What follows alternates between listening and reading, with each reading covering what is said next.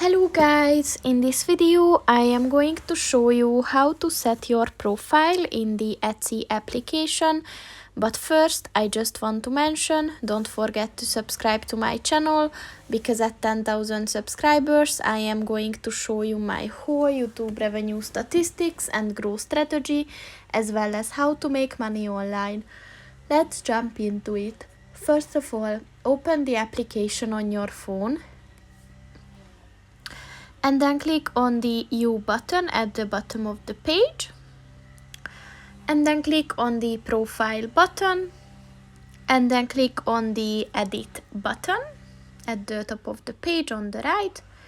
So here, as you can see, you can upload a profile picture, you can set your location, you can add your birthday, and you can edit your bio as well. So once you're ready, just click on the done and then the save button, and that's pretty much it for this video, guys. See you in the next one. Goodbye.